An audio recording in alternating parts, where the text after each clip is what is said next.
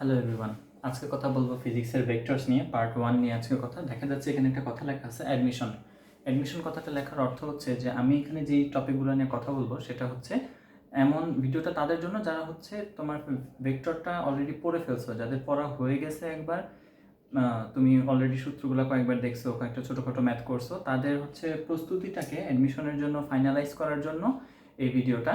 তো যারা একেবারেই নতুন তাদের জন্য ব্যাপারগুলো বুঝতে একটু সমস্যা হবে, তো ভালো হয় যে তুমি তোমার বইটা আগে একটু ক্লিয়ার করে আসো, তারপরে হচ্ছে আমরা অ্যাডমিশনের ফিজিক্স ভেক্টর শুরু করতে পারি আজকে। তাহলে পার্ট 1-এ আমি যে কাজটা করব আসলে এই অ্যাডমিশন সিরিজের যে ভিডিওগুলো থাকবে ফিজিক্সের ক্ষেত্রে, আমরা আসলে কি করি, অ্যাডমিশনের প্রস্তুতিটা মূলত নেওয়া হয় যে দিন শেষে যত ইউটিউবে ঘাটাঘাটি করি না কেন, দিন শেষে হচ্ছে কনসেপ্ট বুকে কী আছে না আছে সেটা নিয়ে হচ্ছে আমরা প্রিপারেশনটা নেই। তো আমি ভাবলাম যে যারা হচ্ছে বাসায় বসে প্রিপারেশনটা নিতে চাচ্ছে এখন, তাদের জন্য, বিশেষ করে যারা অ্যাডমিশন যারা দিবে তাদের জন্য, প্লাস হচ্ছে যারা হচ্ছে ফার্স্ট ইয়ার থেকে সেকেন্ড ইয়ারে উঠতেছে, যারা একটু নিজেকে এগিয়ে রাখতে চায় অ্যাডমিশনের প্রস্তুতিতে, তাদের জন্য এই ভিডিওটা। তারা হচ্ছে অ্যাডমিশনের জন্য এগিয়ে রাখতে পারে। কনসেপ্ট বুকের পূর্ণ ব্যাখ্যাটা থাকবে, কনসেপ্ট বুকের যে ডিসকাশন পার্টটা আছে প্র্যাকটিস প্রবলেমের আগে, সেই ডিসকাশন পার্টটা নিয়ে আমি হচ্ছে তোমাদেরকে ডিসকাস করে দেবো ইলাবোরেটলি।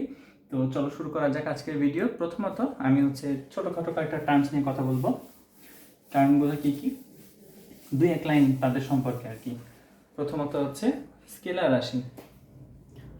স্কেলার রাশি কী জিনিসটা? স্কেলার রাশি সবাই চিনি। স্কেলার রাশি হচ্ছে এমন একটা রাশি যার হচ্ছে মান আছে কিন্তু কোনো দিক নেই। আর কোনো কথা বলার দরকার নেই, যারা হচ্ছে পড়ে আসছো তারা জানো অলরেডি। যার একটা মান থাকে, কোনো দিক থাকে না, সেটাকে আমরা বলি হচ্ছে স্কেলার রাশি বা কি স্কেলার কোয়ান্টিটি। আর বাংলায় আর একটা নাম হচ্ছে অদিক রাশি। অদিক রাশি স্কেলার কোয়ান্টিটি বলা হয়। তারপরে হচ্ছে আমরা দেখব হচ্ছে ভেক্টর রাশি কি। ভেক্টর রাশি বা হচ্ছে সদিক রাশি, তার মানে যেই রাশির একটা দিক আছে এবং একটা মান আছে, এটাকে ইংলিশে লেখা হয় ভেক্টর। ভেক্টর কোয়ান্টিটি আর হচ্ছে স্কেলার কোয়ান্টিটি। ভেক্টর রাশির কি থাকবে? একটা মান থাকবে এবং একটা দিক থাকবে। আচ্ছা, স্কেলার রাশি এবং ভেক্টর রাশির একটা মৌলিক পার্থক্য এমনভাবে প্রকাশ করা হয় যে আমি এটা বের করছিলাম এইভাবে, আমি বুঝতাম যেটা, যে স্কেলার রাশি হচ্ছে তখন বলবো যখন হচ্ছে শুধুমাত্র একটা মানের সাথে শুধুমাত্র একটা দিক দিয়ে প্রকাশ করলে হয় না, হয় ওর কোনো দিক থাকবেই না, অথবা ওর হচ্ছে অনেকগুলো দিক আছে। তো সেই স্কেলার রাশির অনেকগুলো দিক কীভাবে থাকতে পারে সেটা একটু দেখে নাও।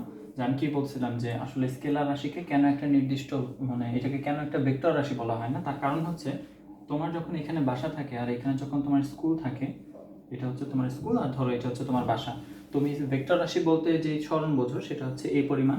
আর দূরত্ব হিসেবে আমরা জানি, যদি আমরা কোনো আঁকা বাঁকা পথে সেই স্কুলে যেয়ে থাকি তখন এই পুরো রাস্তাটাকে বলা হবে দূরত্ব। এখন কথা হচ্ছে দূরত্বরও একটা দিক আছে। দূরত্বের দিকগুলো কীরকম, যে পুরো রাস্তার দূরত্বটা দেখা যায়, এটা যদি হয় মাত্র 20 মিটার, এই পুরোটার হরণ যদি হয় 20 মিটার, দেখা যাবে এর জন্য দূরত্ব পাওয়া গেছে 50 মিটার পুরো রাস্তা ঘুরে আসতে। ঘটনা হচ্ছে এই 50 মিটারের জন্য আসলে দিক আছে। কই সেই দিকটা? দিক হচ্ছে প্রথমে হয়তো 10 মিটার এদিকে, তারপর 5 মিটার এদিকে, তারপর হচ্ছে 4 মিটার, এরকম একটা স্পাইরাল পথে, তারপরে হচ্ছে সে আস্তে আস্তে এখানে পৌঁছায়। অর্থাৎ এই 50 মিটার পুরোপুরিভাবে কোনো একক দিক দিয়ে প্রকাশ করা যায় না, একটা দিক দিয়ে প্রকাশ করা যায় না। এই 50 মিটারকে প্রকাশ করতে গেলে আমার অনেকগুলো দিকের সাহায্য নিতে হয় এবং এই 50 সংখ্যাটাকে অনেকবার ভাঙতে হয়। এখানে প্রত্যেকটা অংশ, এইখান থেকে এই পার্ট, এই পুরোটুকু কিন্তু একটা কি ভেক্টর রাশি, এইটুকু একটা ভেক্টর রাশি। এইটা ভেক্টর না, যদিও এটা স্কেলারই। এই অংশটা ভেক্টর, এই অংশটা ভেক্টর, এই অনেকগুলো ছোট ছোট ভেক্টর সমন্বয়ে তৈরি হয় একটা বড় স্কেলার রাশি, যেটা হচ্ছে 50 মিটার দূরত্ব। এই জন্য আমি অনেক সময় দেখি যে যেখানে হচ্ছে দূরত্বর জিনিসটা, যেখানে হচ্ছে স্কেলার রাশিগুলা কোনো মাত্র একটা দিক না দিয়ে হয়তো অনেকগুলো দিক লাগতেছে ওটাকে প্রকাশ করতে, অথবা অনেকগুলো ভাঙতে হচ্ছে তাকে, তারপরে আমি দিক দিয়ে প্রকাশ করতে পারতেছি, তখনই আমি বুঝে ফেলবো সেটা হচ্ছে স্কেলার রাশি। বুঝলাম তাহলে স্কেলার রাশি ভেক্টর রাশির কাহিনী। এবার হচ্ছে তল ভেক্টর কথা। তল ভেক্টর জিনিসটা হচ্ছে আমরা বুঝি না বলে অনেক সময় আমাদের কি হয় যে তলের আবার কিসের ভেক্টর, এই যে তল আছে একটা একটা, এটা হচ্ছে একটা কি নোটবুক, তো এই ডায়েরির এখানে এইটা হচ্ছে একটা সারফেস বা তল। এই তলের আবার দিক কি? এই তলের দিক কোন দিকে হতে পারে? এইদিকে হতে পারে, এইদিকে হতে পারে, কোন দিকে ধরবো? এই ধরনের কেসেসে আমরা হচ্ছে যে ভুলটা করে ফেলি হচ্ছে ম্যাগনেটিজম যখন আমরা পড়ি তখন হচ্ছে তল সম্পর্কে আমাদের ক্লিয়ার ধারণা থাকে না বলে আমরা ম্যাথে ভুল করে আসি। কিরকম ভুল? সেটা হচ্ছে যে তল ভেক্টরকে আমরা হচ্ছে ধরে নিই, ওখানে বলা হয় যে চৌম্বক ফ্লাস্ক হচ্ছে, না ওগুলো না বলি থাক। তল ভেক্টর বলতে যেটা বুঝবো, যদি কোনো তল দেওয়া থাকে এবং তার ভেক্টরের কথা বলা থাকে যে কোনো তলের ভেক্টর, তখন বুঝতে হবে ওই তলের সাথে লম্ব দিকে, সে তলের সাথে লম্ব দিকে উপরের দিকেও হতে পারে, সেটা নিচের দিকেও হতে পারে। তার মানে হচ্ছে যদি কোনো একটা সারফেস তোমার কাছে দেওয়া থাকে এরকম, ধরো এরকম একটা সারফেস আছে তোমার কাছে, এই সারফেসের জন্য এর তল ভেক্টর কি হবে? তল ভেক্টর হবে এই তলের উপরে লম্ব, তার মানে এইখানে এটার উপর লম্ব এইদিকে, অথবা এটাকে যদি তুমি এই যে নিচে এর ভিতরে আছে যে অংশটা নিচের দিকে এরকম। ব্যাপারটা বুঝতে পারছি কি? তার মানে হচ্ছে আমার হাতের কথা যদি বলি, হাত যদি আমার একটা তল হয়, এর জন্য যে তল ভেক্টর হবে সেই তল ভেক্টরটা আমি পাবো হচ্ছে হয় আমার হাত থেকে উপরের দিকে লম্ব উঠে যাবে আরেকটা, অথবা হচ্ছে নিচের দিকে একটা লম্ব। তার মানে কোনোভাবেই তলের উপরে লম্ব দিকে হবে হচ্ছে ভেক্টরটার দিক। আচ্ছা, এবার আমাকে যে কাজটা করতে হবে, তল ভেক্টর আমরা চিনে ফেললাম। এই তল ভেক্টর নিয়ে আসল কাহিনী হয় হচ্ছে আমরা ম্যাগনেটিজম যখন পড়ি সেকেন্ড পেপারে অধ্যায় 4, 5, ওইখানে হচ্ছে তল ভেক্টর জিনিসটা লাগে। ইউনিট ভেক্টর বা একক ভেক্টর কি এটা আমরা জানি অলরেডি।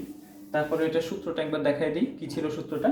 যদি কোনো ভেক্টর এ সমান হয় হচ্ছে তোমার, এটি কি বলে, এটা উদাহরণ দিই, 5i plus 3j minus 4k, তখন হচ্ছে ওর জন্য একক ভেক্টর, এই দিকে একক ভেক্টর নির্ণয় করার জন্য আমরা যে কাজটা করি, একক ভেক্টরকে কি দিয়ে প্রকাশ করে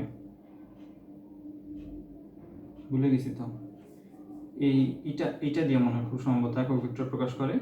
এটার জন্য তোমাকে ব্যবহার করতে হয় এই অংশটা, এই ভেক্টরটাকে ওর হচ্ছে মান দিয়ে ভাগ করে দিতে হয়, 5 স্কোয়ার প্লাস 3 স্কোয়ার প্লাস হচ্ছে 4 স্কোয়ার, আর উপরে থাকে হচ্ছে ভেক্টরটা ইটসেলফ 3j মাইনাস 4k।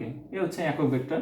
একক ভেক্টর নিয়ে কাহিনী হচ্ছে আমাদের পরবর্তীতে আসে, যেটা হচ্ছে আমাদেরকে বলে দুইটা ভেক্টরের লম্ব দিকে একক ভেক্টর নির্ণয় করতে পারে, ওই জিনিসটা আমরা করবো সামনে। So we are talking about the unit vectors, now we will be talking about the radius vectors, অথবা বাংলা যদি বলি সেটা হচ্ছে যে অবস্থান ভেক্টর বা হচ্ছে ব্যাসার্ধ ভেক্টর নিয়ে এবার কথা বলবো। অবস্থান ভেক্টর বা ব্যাসার্ধ ভেক্টর জিনিসটা কি? সেটা হচ্ছে যখন তুমি মূল বিন্দুর সাপেক্ষে কোনো একটা ভেক্টরের অবস্থান বা হচ্ছে কোনো একটা বিন্দুর অবস্থান নির্ণয় করতে যাবা, তখন সেটাকে বলা হবে হচ্ছে ব্যাসার্ধ ভেক্টর বা হচ্ছে অবস্থান ভেক্টর। ওইটাকে হচ্ছে আমরা নর্মালি কি দিয়ে প্রকাশ করি বলতো? মূলত প্রকাশ করা হয় এইভাবে আর দিয়ে, অথবা হচ্ছে ও এ, অথবা ওই ভেক্টরটা হতে পারে ও বি, এরকম ভাবে প্রকাশ করা হয়। ও কেন? কারণ হচ্ছে মূল বিন্দু থেকে এ বিন্দু পর্যন্ত, মূল বিন্দু থেকে বি বিন্দু পর্যন্ত সেই ভেক্টরটাকে আমরা প্রকাশ করব হচ্ছে এই শুধু আর দিয়ে প্রকাশ করা যায়, সেগুলোকে বলা হয় হচ্ছে অবস্থান ভেক্টর বা ব্যাসার্ধ ভেক্টর, অথবা ইংলিশে রেডিয়াস ভেক্টর। আর লব্ধি ভেক্টর কি সেটা আমরা সবাই জানি। তো লব্ধি ভেক্টর জিনিসটা নিয়ে হচ্ছে আমরা আমাদের এই আলোচনাটাকে এগিয়ে নিয়ে যেতে হবে। তো লব্ধি ভেক্টর থেকেই কতগুলো শুরু করি। প্রথমত তো আমরা একটা ত্রিভুজ সূত্র শিখছিলাম ক্লাস 9-এ, প্রথমবার আমরা ক্লাস 9-এ একটা ত্রিভুজ সূত্র দেখছি ভেক্টরসে। সেটা কি ছিল? যে যখন একটা ভেক্টরের কোনো একটা ভেক্টরের আমি আবার ভাষায় বলি, কোনো একটা ভেক্টরের শেষ বিন্দু থেকে যদি অন্য একটা ভেক্টর তৈরি হয়, তাহলে এই দুইটা ভেক্টরের লব্ধি হবে প্রথম ভেক্টরের আদি বিন্দু এবং শেষ ভেক্টরের শেষ বিন্দু, এই দুইটার সংযোজকের কাছে সমান। এটা হচ্ছে প্রথম ভেক্টরটা, যেটা ছিল হচ্ছে ধরো এ বি, আর পরের ভেক্টরটা ছিল হচ্ছে বি সি। তাহলে এই দুজনের লব্ধি হবে কিসের সমান? এ থেকে সি পর্যন্ত, এরকম একটা ব্যাপার। এটাকে প্রকাশ করা হয়তো কিভাবে? এ বি প্লাস হচ্ছে বি সি সমান আমরা লিখতাম হচ্ছে এসি ভেক্টর, তাই তো? আচ্ছা, এই জিনিসটাকে হচ্ছে ফার্দার এইটাকে আমরা হচ্ছে ভেক্টর শিফটিং এর কনসেপ্ট আমরা দেখে আসি। ভেক্টর শিফটিং এর কনসেপ্ট থেকে আমরা জানি যে এখানে আমরা আরো একটা ভেক্টর নিয়ে আসতে পারি, যে বিসিটাকে আমি শিফট করে নিয়ে আসতে পারি এই জায়গায়। বিসি যদি এই জায়গায় শিফট হয়ে যায়, এরকম দেখতে হবে অনেকটা। বিসিটাকে যদি এখানে শিফট করে ফেলি, বিসি এর এটা কি করলাম, সমান্তরাল একটা ভেক্টর এখানে আঁকলাম আমরা। বিসি এর সমান্তরাল একটা ভেক্টর আঁকবো হচ্ছে এডি, এবং এখানে বিসি এর যে মান, এডি এর মানও একই হবে। তো এই ধরনের কেসেসে পুরো জিনিসটাকে যদি তুমি এবার যোগ করে ফেলো, এটা কি হবে? একটা সামান্তরিকের মতো দেখতে হবে। যদিও হয় নাই দেখতে সামান্তরিকের মতন, কিন্তু জানি আমরা যে এখানে আমরা এবি আগের মতোই ছিল, বিসি হচ্ছে এডি এর সমান্তরাল এবং এই দুজনের দৈর্ঘ্য সমান। তাহলে এই ডি এবং সি এই দুজনের সমান, এই ডিসি যে ভেক্টরটা আছে, ডিসি ভেক্টরটা অবশ্যই কিসের সমান হবে? এবি ভেক্টরের সমান, এবং হচ্ছে কি এটা হচ্ছে সমান্তরাল হবে এবং এদের দৈর্ঘ্য সমান হবে, এদের যদি রাশির কথা বলা হয়। এখন আমরা জানতাম যে ভেক্টরে শিফটিং করলে সেই ভেক্টরটা কোনো মানের দিকে কোনো কিছু পরিবর্তন না করলে তাদেরকে সমান ভেক্টর বলা যায়। যেমন বিসি ভেক্টরকে আমি কি এডি ভেক্টরের সমান বলতে পারবো কিনা দেখো তো। এডি ভেক্টরের সমান তখন বলতে পারবো যখন বিসি এর মান, বিসি এর মডুলাস এডি এর মডুলাসের সমান। যেহেতু এরা সামান্তরিক, অবশ্যই সমান। এদের পরস্পর সমান্তরাল হইতে হবে অথবা হচ্ছে একই ধারক রেখার উপর অবস্থিত হইতে হবে। এরা পরস্পর সমান্তরাল একই ধারক রেখার উপর অবস্থিত না হলেও এরা হচ্ছে পরস্পর সমান্তরাল, সেই জন্য সেই শর্ত ফিল আপ করলো। আরেকটা শর্ত আছে কি, দুইজনের দিক একই দিকে হইতে হবে। আমি একই দিকেই দিক নিয়ে আমি ভেক্টর দুটো আঁকছি, এডি এবং বিসি দুইজনই হচ্ছে ওই দিকে যাচ্ছে, তার মানে দিকও সেম আছে। তখন আমরা বলতে পারবো এডি এবং বিসি সমান। তাহলে সমানে যেই শর্ত তিনটে ছিল তারা ফিল আপ করছে। তাহলে এবার আমি বিসি এর পরিবর্তে কি লিখতে পারি বলতো? বিসি এর পরিবর্তে আমি লিখতে পারি AB vector plus AD vector সমান হচ্ছে এসি ভেক্টর। তার মানে হচ্ছে যদি একটা সামান্তরিকের সন্নিহিত দুইটা বাহু দ্বারা দুইটা ভেক্টর নির্দেশিত হয়, খেয়াল রাখতে হবে দুইজনের কিন্তু আদিবিন্দু সেম, দুইজনের আদিবিন্দু যদি সেম হয় সেই ধরনের কেস আছে, কিংবা হচ্ছে সন্নিহিত বাহু হইলে তো অবশ্যই আদিবিন্দু একটাই থাকবে। তাহলে যদি কোনো সামান্তরিকে দুইটা সন্নিহিত বাহু দ্বারা যদি দুইটা ভেক্টরকে সূচিত করা হয়, তাহলে তাদের কর্ণ দ্বারা এই দুইটা ভেক্টরের লব্ধি নির্দেশিত হবে। এই জিনিসটাকে আমরা হচ্ছে প্রকাশ করি এইভাবে, নর্মালি হচ্ছে এটা ধরো পি ভেক্টর আর এইদিকে ধরো একটা ভেক্টর আছে কিউ ভেক্টর, এদের মধ্যবর্তী কোণ আমি ধরলাম হচ্ছে আলফা পরিমাণ। এদের দুইজনের জন্য লব্ধির মানটা কিরকম হবে? লব্ধির মান হবে, এখানে যদি তুমি একটা কাল্পনিক কি আঁকো, এখানে যদি একটা কাল্পনিক তুমি সামান্তরিক আঁকো, সেই সামান্তরিকের কর্ণ বরাবর যেই ভেক্টরটা থাকবে সেটাকে হচ্ছে আমরা বলবো রেজাল্ট্যান্ট ভেক্টর বা হচ্ছে লব্ধি ভেক্টর। আর দিয়ে আসলে লব্ধি ভেক্টর বা রেজাল্ট্যান্ট বোঝায়, সেজন্য আর দিয়ে প্রকাশ করা হয়। এই জিনিসটা তো বুঝছিলাম, এবার এটা নিয়ে একটু আমরা কাজ করি। কিভাবে কাজ করবো এটা নিয়ে? কাজটা হলো যে এইখানে আমার দেখলাম না আর ভেক্টর কিভাবে হবে, যে আমি সামান্তরিক এঁকে তারপরে বুঝতে পারবো যে এখানে কিভাবে হচ্ছে এটার মান কত, এটার দিক কি, সেভাবে নির্ণয় করা যায়। এটা ছাড়াও আমরা সূত্র দিয়ে কিভাবে বের করতে পারি সেটা একটু দেখি। আচ্ছা, এটা হচ্ছে আর ভেক্টর রেজাল্ট্যান্ট। আচ্ছা, আমরা এইমাত্র যে জিনিসটা শিখলাম সেটা হচ্ছে এই পি ভেক্টর প্লাস হচ্ছে কিউ ভেক্টর কিসের সমান হবে? এটা সমান হবে হচ্ছে আর ভেক্টরের সমান। এখন এই সমীকরণটাকে আমি ওর নিজের সাথে গুণ দিয়ে দিব, মানে হচ্ছে ডান পক্ষ বাম পক্ষ গুণ হবে, মানে ডান পক্ষের সাথে ডান পক্ষ, বাম পক্ষের সাথে বাম পক্ষ। তাহলে আর এর সাথে যদি আর গুণ করি, আর এখানে যদি আমি কি গুণ করব, পি কিউ প্লাস হচ্ছে P Q, P plus Q আর হচ্ছে পি প্লাস কিউ। বুঝতে পারলাম তাহলে বাম পক্ষের সাথে বাম পক্ষ গুণ হয়েছে, ডান পক্ষের সাথে ডান পক্ষ গুণ হয়ে রাখছে, মানে হচ্ছে কাইন্ড অফ স্কোয়ার করছি, এরকম একটা ব্যাপার। এখন ভেক্টরের ক্ষেত্রে যখন তুমি এই টাইপের গুণ করো তখন হচ্ছে সেগুলোকে ডট গুণনের আওতায় ফেলতে হয়। এই ধরনের গুণ অবশ্যই ডট গুণনের ভিতরে পড়বে। ডট প্রোডাক্টের ভিতরে যখন আমরা কাজ করি আমরা জানি ডট প্রোডাক্ট মানে কি, যখন দুটো ভেক্টর আমার কাছে থাকে এ ডট বি, আমরা সেটাকে লিখতে পারি হচ্ছে এ বি কস থিটা আকারে। এখন এ বি কস থিটার ভিতরে এ হচ্ছে এই এ ভেক্টরের মান, বি হচ্ছে বি ভেক্টরের মান, আর এই কস থিটা, এই থিটাটা হচ্ছে এ বি এর মধ্যবর্তী কোণ। এই দুইটা ভেক্টরকে আমি ডট করতেছি, তাদের মধ্যবর্তী কোণকে আমি বলবো হচ্ছে থিটা। এখন আমাকে বলো দুইটা ভেক্টর যেখানে এখানে আছে হচ্ছে আর এবং এটা হচ্ছে আর, এর রেজাল্ট্যান্ট একটা আর এইটার সাথে এটাই গুণ হচ্ছে, তাহলে এইটার সাথে যদি এটাই গুণ হয় ওদের মধ্যবর্তী কোণ কত হবে? 0 ডিগ্রি। তাহলে আমি পাচ্ছি হচ্ছে আর ডট আর, আচ্ছা আর গুণ আর ইন্টু কস 0 ডিগ্রি। তারপরে এখান থেকে যে জিনিসটা পাই, আমি এইমাত্র যে সিদ্ধান্তটা পেয়ে গেছি সেটা হচ্ছে এই আর ডট আর, যদি একই ধরনের ভেক্টর থাকে তখন হচ্ছে তাদের ডট প্রোডাক্টের মান শুধু আর স্কোয়ার আসতেছে আমার জন্য, কারণ হচ্ছে কস 0 ডিগ্রি চলে আসে, কস 0 ডিগ্রির মান 1, তাহলে আমি হচ্ছে এটা না লিখলেও হয়, তাহলে আমি এটার পরিবর্তে কি লিখলাম, আর স্কোয়ার লিখে দিব, আর স্কোয়ার।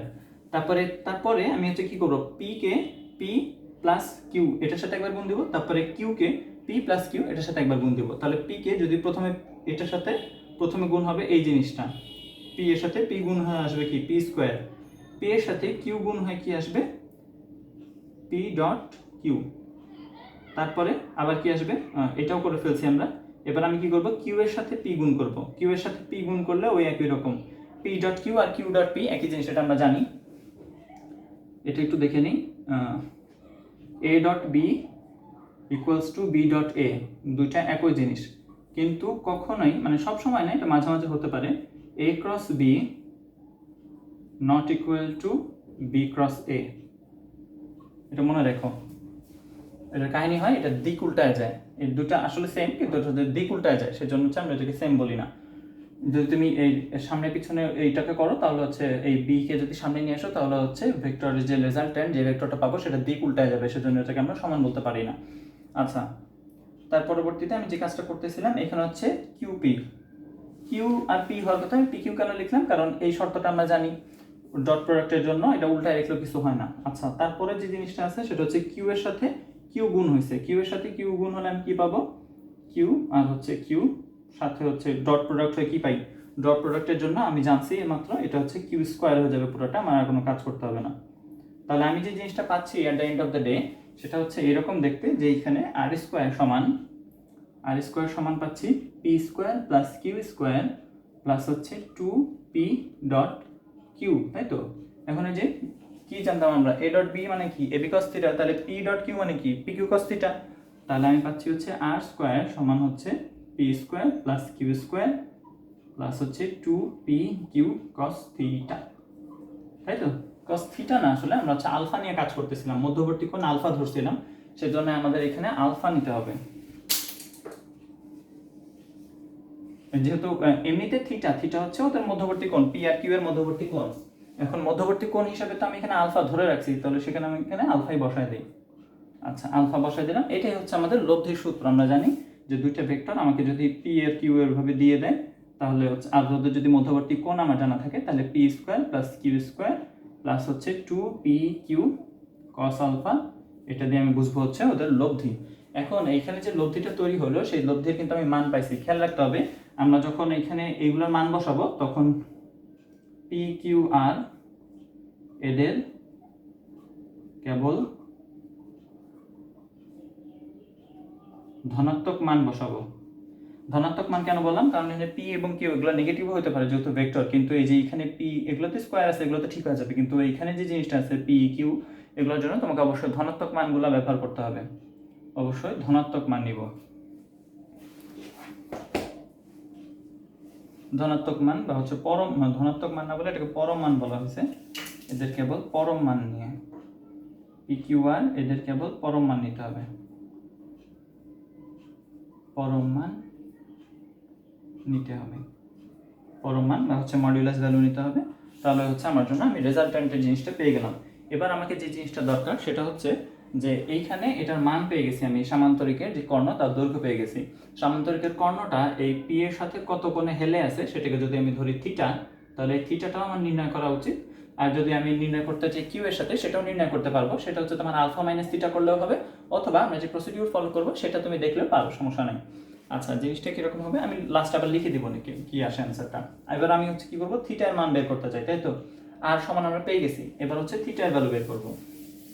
আচ্ছা, থিটার ভ্যালু বের করার জন্য আমাদেরকে যে জিনিসটা ব্যবহার করতে হবে সেটা হচ্ছে, দেখো এটা প্রমাণ করার সময় তোমাদের কিন্তু আমি ডট গুণন ক্রস গুণনের অনেকগুলো সম্পর্কের কথা কিন্তু বলে ফেলছি, এগুলো খেয়াল রাখতে হবে, ছোট ছোট ইনফরমেশনগুলো এগুলো দরকারি, পরবর্তীতে কখন কোন চিপা দিয়ে কাজে লাগবে টের পাবা না আসলে। আচ্ছা, আমরা বের করতে চাচ্ছি এখন থিটার ভ্যালু, তাই তো। এখন এই আর এর ক্ষেত্রে এই তিনটা ভেক্টর যারা আছে এদের মধ্যকার আমি সম্পর্ক বের করব হচ্ছে এদের আনুভূমিক উপাংশ এবং উলম্ব উপাংশ নিয়ে। কিভাবে, আমি হচ্ছে পি ভেক্টর বরাবর এটাকে যদি আমি আনুভূমিক ধরি আর কি, এই পি কে যদি হচ্ছে আমি এক্স অক্ষ বরাবর আছে ধরে নিই, তাহলে হচ্ছে এই দিকে একটা ওয়াই অক্ষ আছে বলতে হবে, আর এইদিকে হচ্ছে আমি ধরেই নিছি যে এইদিকে হচ্ছে এক্স অক্ষ আছে আর কি। হ্যাঁ, তাহলে এরকম যদি ঘটনা ঘটে, তাহলে এটার ক্ষেত্রে আমি আর এর ক্ষেত্রে, আর যেহেতু আমার রেজাল্ট্যান্ট, আর যদি রেজাল্ট্যান্ট হয় আর এর আনুভূমিক উপাংশ হবে এই দুইজনের আনুভূমিক উপাংশের যোগফলের সমান। কিরকম ব্যাপারটা, আর এর আনুভূমিক উপাংশ যেহেতু আর এইখানে থিটা কোণে হেলে আছে এক্স অক্ষের সাথে, আমরা বলবো এটাকে আনুভূমিক উপাংশকে আর কস থিটা। আর কস থিটা কিসের সমান হবে বললাম, পি এবং কিউ এদের প্রত্যেকের আনুভূমিক উপাংশের যোগফলের সমান, তাই তো, এটি তো হওয়ার কথা। তাহলে পি এর আনুভূমিক উপাংশ পি কস 0 ডিগ্রি, আর এদিকে আছে হচ্ছে q cos alpha. Q cos alpha কেন, হচ্ছে আলফা কোণে হেলে আছে এক্স এর সাথে। আচ্ছা, তারপরে এই জিনিসটা কি চলে আসে, এটা আসে হচ্ছে শুধুমাত্র p plus q cos alpha. তারপরে আর সাইন থিটা যদি আমি নিই, এই আর এর ওয়াই অক্ষ বরাবর যদি আমি উপাংশগুলো নিই, আর এর ওয়াই অক্ষ বরাবর উপাংশগুলোকে আমি বলতেছি আর সাইন থিটা, তাহলে এই আর সাইন থিটা কিসের সমান হবে, আর সাইন থিটা হবে পি এবং কিউ এদের প্রত্যেকের উলম্ব উপাংশের যোগফলের সমান। পি এর উলম্ব উপাংশ কত, পি এর উলম্ব উপাংশ পি ওয়াই অক্ষের সাথে 90 ডিগ্রি কোণে আছে, তাহলে পি কস 90 ডিগ্রি, আর এখানে হচ্ছে পি সাইন আলফা, তাই না। হ্যাঁ, সরি, কিউ সাইন আলফা। এখন এই পি কস 90 এটা চলে আসে 0, যেহেতু কস 90 0, তো শুধু আমার জন্য থাকে হচ্ছে কিউ সাইন আলফা আর এইটার আনুভূমিক উপাংশ আমরা পাই হচ্ছে পি কিউ কজ আলফা। এখন আমার ঘটনা হচ্ছে যে আমি কিন্তু আর নির্ণয় করা অলরেডি শিখে ফেলছি, তো আমার আর দরকার নেই। আমার এই জিনিসটা এবার যেটা দরকার সেটা হচ্ছে আমি নির্ণয় করতে চাই থিটার ভ্যালু। এই দুইটাকে কম্বাইন করে আমি থিটার ভ্যালু কিভাবে পাইতে পারি, এই দুইজন একজন আরেকজনকে ভাগ করে দেই। যে প্রথমে হচ্ছে সমীকরণ 2, ধরো এটার নাম দিলাম হচ্ছে 2 আর এটার নাম দিলাম হচ্ছে 1। তাহলে আমি 2 ভাগ 1 করি। এই জিনিসগুলো তোমরা অলরেডি জানো, কিন্তু তারপরেও একবার দেখে নাও, তোমাদের জন্যই লাভ হবে। আমি এই প্রক্রিয়ায় হচ্ছে কি পাবো, আমরা পাবো হচ্ছে সাইন থিটা বাই হচ্ছে কস থিটা। আর আর কাটা চলে যাবে, এখানে একটা আর ছিল, আচ্ছা লিখি আর গুলাকে। আর এখানে থাকে হচ্ছে আমার জন্য কি কিউ সাইন আলফা, আর এখানে থাকে p plus q cos alpha. At the end of the day তুমি যে জিনিসটা পাও সেটা হচ্ছে টেন থিটা সমান কিউ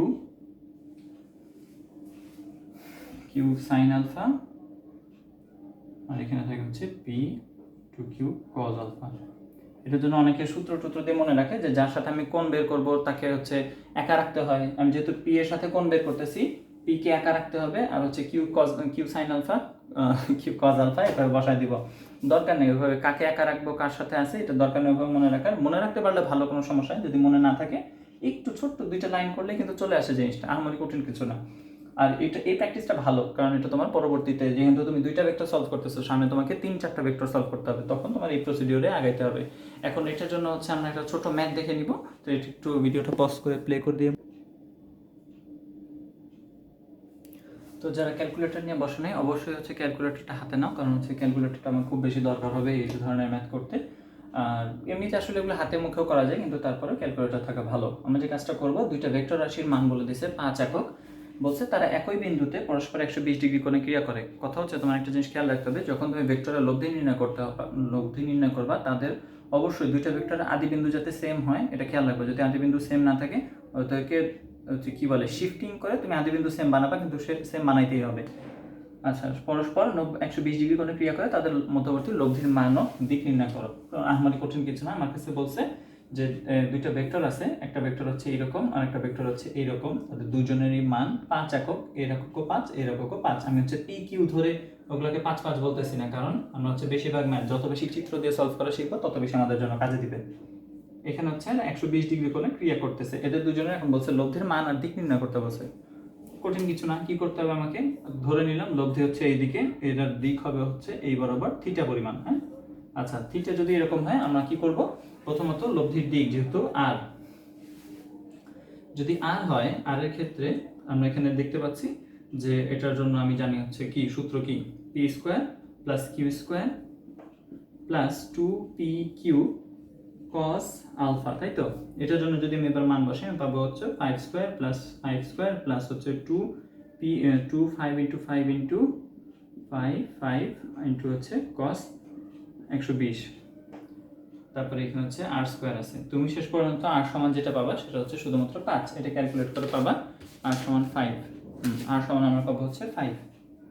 r সমান 5 পাওয়ার আগে এইখানে একটা গুরুত্বপূর্ণ ঘটনা ঘটে, যে এই ধরনের ক্যালকুলেশনের ক্ষেত্রে তোমাকে মাঝে মাঝে এমন ধরনের কাজ বলে দেয়, এমন ধরনের জিনিস তোমাকে বের করতে হয়, যেখানে আমরা দেখি যে এই ধরনের ক্যালকুলেশনে যে পি এবং কিউ সমান থাকে, পি কিউ যদি সমান থাকে আর সমান 5, এটা তো 2 লাইনে বের হয়। হ্যাঁ, কয়েক লাইন করে তারপর আমরা বের করতে পারি। এটা ছাড়াও এটার আরো একটা করার উপায় আছে, সেটা কিরকম একটু দেখি।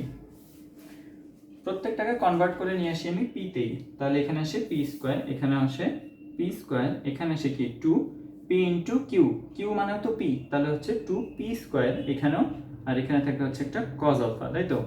আর এখানে কি থাকে, তার মানে এখানে আসে হচ্ছে 2p square plus 2p square into cos alpha. এটাকে আমরা কি লিখতে পারি, 2p স্কোয়ার কমন নিই, 2p স্কোয়ার কমন নিলে লেখা যায় 1 প্লাস কজ আলফা, এরকম একটা ব্যাপার। আর এখানে থাকে হচ্ছে r স্কোয়ার। তার পরবর্তীতে আমি এটা কই লিখবো, যেটা মুছে দিই, কোশ্চেন তো তুলছি তোমরা। তারপরের লাইনে দেখো এখানে r স্কয়ার ঠিক থাকলো, এখানে হচ্ছে 2p স্কয়ারও ঠিক আছে, 2p স্কয়ার, আর গুণ আকারে যেখানে ছিল হচ্ছে 1 plus cos theta, 1 plus cos থিটাকে আমরা জানি সূত্র আছে হচ্ছে 2 cos স্কয়ার আলফা বাই 2, সূত্র হচ্ছে আমরা জানি 2 cos স্কয়ার আলফা বাই 2। যদি এই সূত্র না জানি তাহলে একটু বিপজ্জনক ব্যাপার, কারণ হচ্ছে সূত্রটা হচ্ছে দেখতে এরকম 1 plus cos 2 alpha 1 plus cos 2 theta যদি থাকে এটাকে আমরা লিখতে পারি 2 কস স্কোয়ার থিটা। যদি 2 থিটা থাকে সেটা অর্ধেক হয় থিটা হয়ে যায়। আমার জন্য ছিল হচ্ছে শুধুমাত্র আলফা, তার মানে এটা অর্ধেক হয়েছে কি হবে আলফা বাই 2। তাহলে আমি কি পাচ্ছি আর স্কোয়ার সমান 4 p square cos square alpha by 2। তাহলে আমি আর সমান at the end of the day কি পাবো 2 পি কস আলফা বাই 2। এবার এই 2p cos থিটা বাই 2 বা 2p cos আলফা বাই 2 এটার মানটা আবার বসাই দেখি তো আমার কি ছিল p সমান 5 ছিল আর আলফা সমান কি ছিল 120। তাহলে এখানে আসে মানটা 2 × 5 আর এখানে আসে হচ্ছে cos 120/2। cos 120/2 মানে হচ্ছে cos 60 × 5 × cos 60। cos 60 এর মান জানি কত আমরা হাফ আর এই 2 কাটাকাটি হয়ে যায় শুধুমাত্র থাকবে 5। তাহলে বুঝলাম যদি আমাকে কোনো কারণে কি হয়ে যায় ঘটনায় যদি আমার ঘটে এরকম যে দুইজনের দুইটা ভেক্টর একই ধরনের ভেক্টরে আমি লব্ধি নির্ণয় করতেছি, সেটার জন্য আমি এই ফর্মুলাটা ইউজ করতে পারবো শুধুমাত্র অ্যাডমিশনে। আচ্ছা, তারপরে আর শিখে গেলাম। এবার হচ্ছে থিটা বের করার কাহিনী। এই জিনিসটা এক্সট্রা শেখানো কি দরকার ছিল, কারণ হচ্ছে যাতে তোমার ক্যালকুলেশনটা ইজি হয়, শুধুমাত্র রিটেন না, তোমার যাতে এমসিকিউটা তুমি ইজিলি করতে পারো। আচ্ছা, তারপরে আমরা দেখবো হচ্ছে এটার কোণ কত আসে। কোণ বের করার জন্য আমাকে কি জানি আমরা সূত্র, যদি আমি এই দুইটাতে একই জিনিস, তো দুইটার সাপেক্ষে যদি আমি কোণ বের করতে চাই, কোণের জন্য আমরা সূত্র শিখছি হচ্ছে এই মাত্র tan থিটা সমান হবে হচ্ছে কি q sin আলফা, এখানে থাকবে হচ্ছে p plus q cos alpha, তাই তো q sin alpha p plus q cos alpha. মান বসাই, তাহলে থিটা সমান আমরা পাবো হচ্ছে tan inverse q sin alpha. sin alpha মান হচ্ছে 120, তাই তো এই sin 120 এর মান কত, sin 120 দেখো আমার ক্যালকুলেটর বাড়িয়ে দিতে হলো, তার কারণ হচ্ছে এটা হচ্ছে সেই ক্যালকুলেটর যেটা হচ্ছে আমি ক্লাস 6 থেকে ইউজ করতেছি। মজার ব্যাপার, ক্লাস 6 থেকে ইউজ করা একটা ক্যালকুলেটর এখনো চলতেছে। √3/2 আর এখানে কত আসে 5 প্লাস 5 ইন্টু এটা কি ছিল cos 120 মানে হচ্ছে -হাফ। এই মানটা মনে আছে, এটা আছে -হাফ। তাহলে এটাকে ক্যালকুলেট করে কি পাবো, বিশাল ক্যালকুলেশন, 5 ইন্টু √3/2 5 প্লাস, আমি কিন্তু আসলে অ্যান্সারটা জানি যে অ্যান্সারটা আসলে 2 লাইনে বের হয়ে যায়, কিন্তু তারপরেও তোমাদের জন্য করে দেখা, সেটা হচ্ছে মানে আমি জানি যে এই ধরনের কেসেসে অ্যান্সার সরাসরি যে এটা 60 ডিগ্রি আসবে সেটা আমার জানা কথা, কারণ বোঝা যাচ্ছে যে দুইটার মান একই, দুটো যদি একই মান হয়, দুটোকে যদি একই দিকে টান দেয় লব্ধি কী হবে, এটার অর্ধেক বরাবর অবশ্যই সেই জিনিসটাই হয়। এই মানটাও আসে হচ্ছে থিটার অর্ধেক, কি জানি করতেছিলাম, হ্যাঁ এটা আসে হচ্ছে tan ইনভার্স √3, তার মানে কত tan ইনভার্স √3 মানে হচ্ছে π/3 বা হচ্ছে 60 ডিগ্রি। তার মানে এই থিটা কোণটা আসবে হচ্ছে 60 ডিগ্রি। তাহলে হচ্ছে আমরা লব্ধির মান আর দিক পেয়ে গেলাম। তারপরে ম্যাথটা যাই। মনে হচ্ছে যে ভিডিওগুলো আসলে লম্বা হবে, আমি পার্ট 1 নাম দিয়েছি, আমি জানি না এটা আসলে কয় পার্টে হবে, কিন্তু দেখা যাচ্ছে যে করতে অনেক টাইম লাগতেছে, কারণ আমরা প্রত্যেকটা ম্যাথ দেখবো যাতে তোমাদের কনসেপ্টগুলো ক্লিয়ার হয় একদম ভালোভাবে।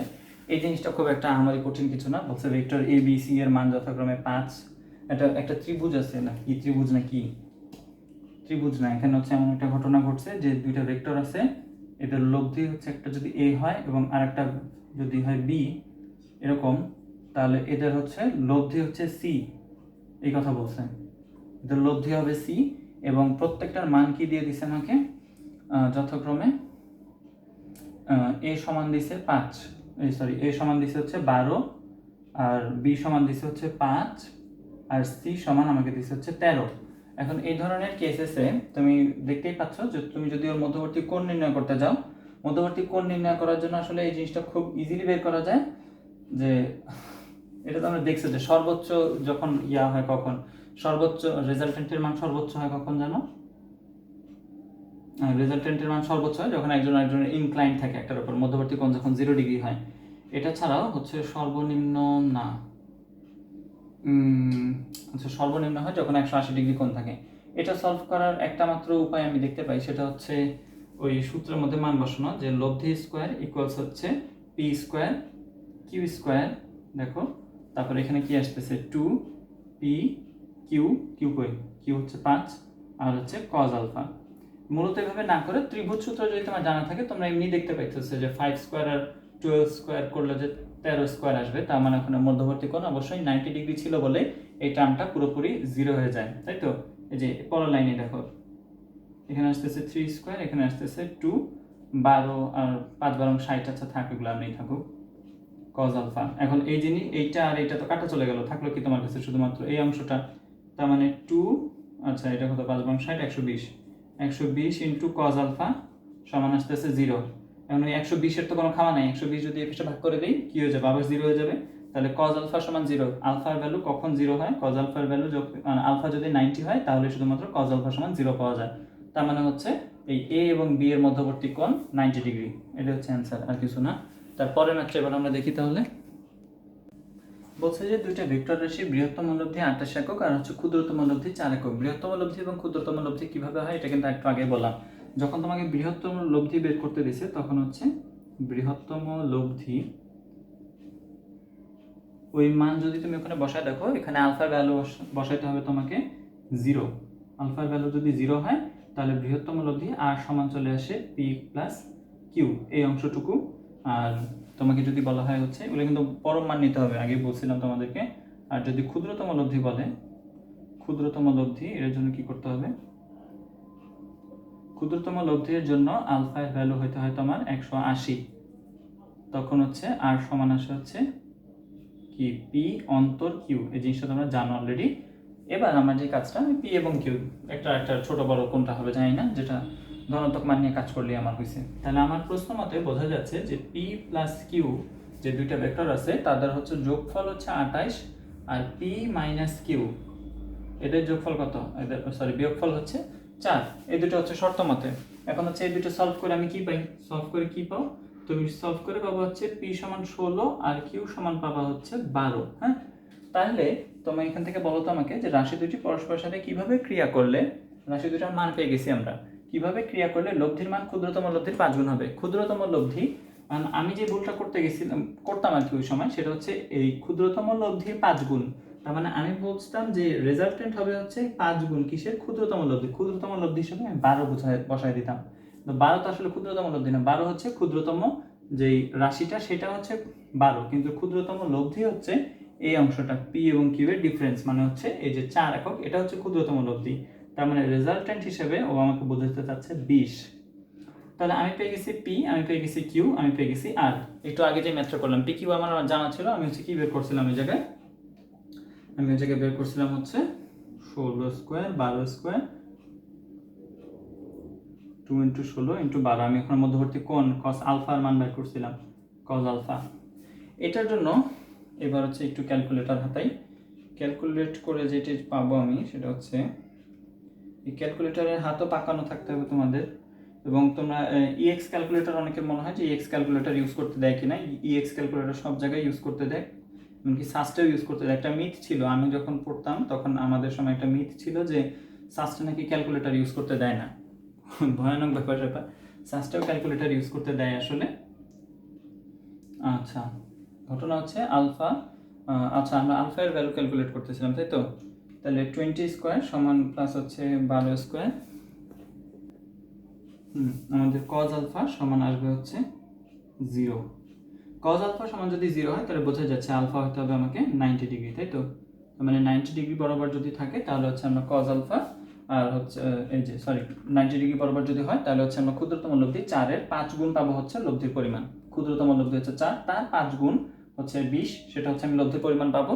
পিউ এবং কিউ এর জন্য কত হলে আলফা এর ভ্যালু বা হচ্ছে মধ্যবর্তী কোণ যদি 90 ডিগ্রি হয় সেটা। তাহলে এবার আমরা পরের ম্যাথটা দেখে ফেলি। এই ম্যাথটার জন্য আমাদের কাজ কিছু না, আমরা শুধুমাত্র একটা চিত্র আঁকলে ম্যাথটা হয়ে যাবে। কি বলছে, অমিত প্রথমে একটা মোটরসাইকেল চালিয়ে দক্ষিণ পূর্ব দিকে 30 ডিগ্রি কোণে গেছে, তারপরে সে হচ্ছে দক্ষিণ পশ্চিম দিকে আরো 30 ডিগ্রি কোণে গেছে, তারপরে তার মোট লব্ধি কত হচ্ছে সেটা। এটাকে একটু চিত্র আঁকলেই তোমাদের জন্য ম্যাথটা 2 লাইন হয়ে যাবে তখন শুধুমাত্র। দেখো জিনিসটা দেখতে আসলে কিরকম, লাইনটা একটু উপরে আঁকতে হবে কারণ ওর সরণটা হয়েছে একটু নিচের দিকে। এখন এই ধরনের কেসে আমাকে হচ্ছে বলছে যে আমরা নরমালি যে উত্তর দক্ষিণ যেভাবে আঁকা হয়, উপরের দিকে কি আঁকি আমরা নর্থ, নিচের দিকে হবে সাউথ বা দক্ষিণ, এদিকে হবে হচ্ছে ইস্ট, আর এই পাশে হয় হচ্ছে ওয়েস্ট। এটার হিসাব করতে অনেক সময় আমরা ঝামেলা লাগাই ফেলি। ঝামেলা কিছু থাকবে না যদি আমরা জানি কি সবসময় মানচিত্র যখন আঁকতে হয় তখন উপরের দিকে সবসময় নর্থ রাখতে হয় না, উপরের দিকে নর্থ রাখবো, নিচের দিকে সাউথ অটোমেটিকলি, তারপর হচ্ছে বসাবো উই। উই কিভাবে? উই মানে আমরা, ডাব্লিউ আর এখানে ই বসাই দেবো, তাহলে হচ্ছে তোমার জন্য কি হয়ে যাবে, ওই দিকগুলো সবগুলো ঠিকমতো বসে যাবে। নর্থের ডান দিকে পূর্ব না বাম দিকে পশ্চিম এই হিসাবে দরকার নেই। আচ্ছা, তারপরে এখন বলছে একটা কথা খেয়াল করতে হবে এখানে, যে বলছে যে কি করো, দক্ষিণ পূর্ব দিকে 30 ডিগ্রি কোণে, দক্ষিণ পূর্ব দিকে 30 ডিগ্রি কোণ মানে কি, দক্ষিণ পূর্ব দিকে 30 ডিগ্রি কোণ মানে দক্ষিণ দিকে 30 ডিগ্রি কোণ করে, দক্ষিণের সাথে 30 ডিগ্রি কোণ করে পূর্ব দিকে। কেমন ব্যাপারটা? দক্ষিণের সাথে 30 ডিগ্রি কোণ করে পূর্ব দিকে, না কি ছিল জানো? হ্যাঁ, দক্ষিণ দিকের সাথে 30 ডিগ্রি কোণ করে পূর্ব দিকে যাওয়া। এখন দক্ষিণ দিক এইটা ওর সাথে 30 ডিগ্রি কোণ করবে। এখন ওর সাথে 30 ডিগ্রি কোণ কিন্তু দুই দিকেই হতে পারে, এইদিকে হতে পারে এটা 30, এইদিকেও হতে পারে এটা 30, তাই তো? দুইটা যেহেতু 30, তাহলে আমি কোনটা নিব এবার? আমাকে বলছে শুধুমাত্র দক্ষিণ দিকের সাথে 30 না, তারপর আমাকে দক্ষিণ পূর্ব দিকে বলছে, তার মানে হচ্ছে দক্ষিণ দিকের সাথে 30 ডিগ্রি কোণে পূর্ব দিকে। পূর্ব দিক কোনটা? এইদিকে, তার মানে হচ্ছে এইটা না, আমার জন্য যে ভ্যালুটা নিতে হবে সেটা হচ্ছে এই দিকটার জন্য। এইটা হচ্ছে তার মানে এইদিকেও 250 কিলোমিটার গেছে, তাহলে আমরা বুঝতেছি এই দূরত্বটা হচ্ছে 250 কিলোমিটার। তারপরে ও কি করছে, তারপরে অতঃপর দক্ষিণ পশ্চিম দিকে, খেয়াল করো দক্ষিণ পশ্চিম দিকে, তার মানে আবারও দক্ষিণ দিকের সাথে 30 ডিগ্রি কোণ, কিন্তু এবার যাবে পশ্চিমে। এখন এই পজিশনে আসার পরে তার জন্য কিন্তু দিকগুলো দক্ষিণ পূর্ব এগুলো কিন্তু চেঞ্জ হয়েছে। কিভাবে? কিছু চেঞ্জ হয়নি। তার জন্য এইখানেও তুমি আরেকটা এরকম আঁকো। এইখানে কি আছে তার? এইদিকে আছে হচ্ছে পশ্চিম, এইদিকে আছে হচ্ছে সাউথ, এটা হচ্ছে তার জন্য নর্থ, আর এই পজিশনে তার এখানে আছে হচ্ছে ইস্ট। এইখানে ওকে বলা হয়েছে কি দক্ষিণ পশ্চিম দিকে 30 ডিগ্রি কোণ, মানে দক্ষিণ দিকের সাথে 30 ডিগ্রি কোণ এদিকেও হইতে পারে এইদিকেও হইতে পারে, কিন্তু কোন দিকে গেছে ও? পশ্চিম দিকে। পশ্চিম দিক মানে কোনটা? এদিকে, এদিকটা পশ্চিম আর ওদিকটা পূর্ব, তাহলে ওর এইদিকে যায় না। আর এদিকে যদি যাইতো তাহলে তো ওই একই ঘটনাই ঘটতো, এদিকেই সমানই যাওয়া হইতো। তাহলে ও এবার গেছে হচ্ছে এইদিকে, এইদিকে 250 ডিগ্রি, সরি 250 কিলোমিটার। এদিকে যদিও 250 কিলোমিটার যায়, তাহলে হচ্ছে আমি এবার এই দিকগুলো মুছে ফেলি, এগুলো তো আমার দরকার নেই। আর শুধুমাত্র আমার ওর কি পরিমাণ কোন পথেও গেছে সেটা দেখবো আমরা।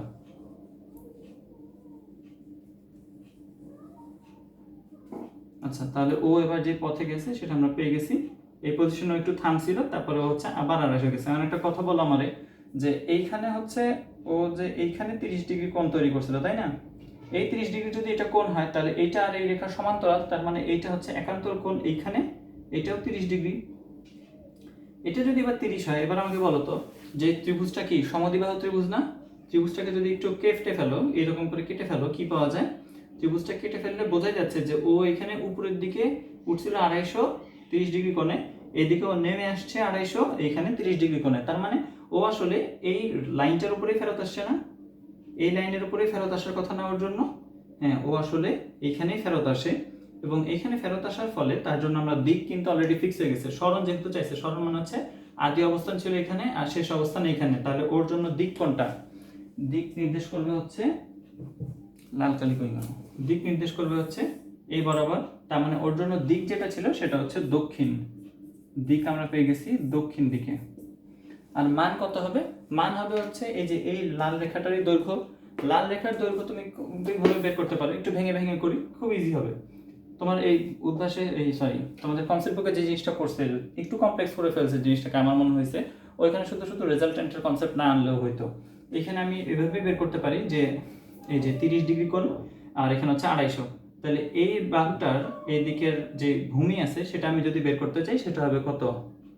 250। যদি এগুলোকে ভাগ করে নিই এ বি সি, এটাকে নাম দিলাম ডি, তাহলে এডি সমান হচ্ছে আমি দেখতে পাচ্ছি 250 cos 30। কি করলাম আমি? এই বি এর উপাংশটাকে নিচের দিকে নিয়ে আসলাম। আমি এই যে এই রেখাটাকে হচ্ছে এর উপরে উপাংশ নির্ণয় করছি। এদিকে উপাংশ নির্ণয় করো, বা হচ্ছে তুমি ত্রিভুজ সলভ করো, যেটা পাবা আসলে সব একই জিনিস, একই কথা। এদিকে উপাংশ বের করা, ত্রিভুজ সলভ করা, এ বি ডি ত্রিভুজ। এই ত্রিভুজের মধ্যে যদি তুমি কাজ করো তুমি দেখতে পাবা যে এডি সমান হচ্ছে হবে 250 cos 30 ডিগ্রি। আর যদি তুমি এই ত্রিভুজটা নিয়ে কাজ করো তাহলে হচ্ছে তুমি সিডি সমান পাবা একইভাবে 250, এটাকে হচ্ছে এদিকে তুলে নিয়ে আসা, এটার এদিকে ওই সিডি এর উপর উপাংশ 250 cos 30। এই দুজনকে এবার যোগ করলে কি পাবো আমি? এসি। এসিটাই তো হচ্ছে আমার জন্য উদ্দিষ্ট ভেক্টর, যেটা হচ্ছে আমরা পাবো হচ্ছে এই দুজনের যোগফলের সমান। তাহলে 250 আর 250 যোগ করলে কত হবে 500, আর গুণ হচ্ছে cos 30, তাহলে কত আসে দেখো তো। মান আসবে আমার জন্য হচ্ছে এই দুইটা করলে 433, আমার জন্য মান আসবে 433 কিলোমিটার। এটা হবে অ্যান্সার। কিভাবে বের করলাম আমরা? আবারও কিছুই না, আমরা হচ্ছে দেখছি এদিকে গেছে আবার এখানে ফেরত আসছে, এখানে দুটো ত্রিভুজ তৈরি হয়, এই ত্রিভুজের এদিক বরাবর উপাংশ বের করছি 250, আর এটার জন্য আবার বের করছি হচ্ছে 250 cos 30, 250 cos 30, দুটো যোগ করে দিছি, আমি হচ্ছে এসি পেয়ে গেছি। এবং দেখা যাচ্ছে যে ওই 230 করে গেছে, এদিকে 230 করে নামছে, তার মানে হচ্ছে এইখানে যে এসি আছে সেটা হচ্ছে মানে এই এসি রেখার উপরে ও আবার ফেরত আসছে, এই রেখার উপরে যদি সে ফেরত আসে তার মানে হচ্ছে দিকটা পুরোপুরি হচ্ছে সরল রৈখিক, নিচের দিকে দক্ষিণ দিক, আর মান হচ্ছে 433 কিলোমিটার। এই গেল কাহিনী, এই ম্যাথ শেষ। এরপরে আমরা যে জিনিসটা দেখব সেটা হচ্ছে আপেক্ষিক বেগ বা হচ্ছে রিলেটিভ ভেলোসিটি। জিনিসটা কি? আপেক্ষিক বেগ বা রিলেটিভ ভেলোসিটির জন্য দুইজন থাকা লাগে কমপক্ষে, যেহেতু একজনের সাপেক্ষে আরেকজনের বেগ নির্ণয় করতে হয়। এটার ক্ষেত্রে সবসময় মনে রাখবা যে তুমি যেটা সাপেক্ষে হিসাব করবা সেটাকে স্থির বানায় ফেলতে হবে। যেটা সাপেক্ষে তুমি হিসাব করবা তাকে স্থির বানায় ফেলতে হবে। কেন স্থির বানানোর উদ্দেশ্য হচ্ছে যাতে তুমি মানে খুব ভালোভাবে হচ্ছে জিনিসটার মেজারমেন্টটা নিতে পারো। সেটা কিভাবে করে? যেমন ধরো তুমি হচ্ছে আপেক্ষিক বেগ বের করতে চাচ্ছ, তাহলে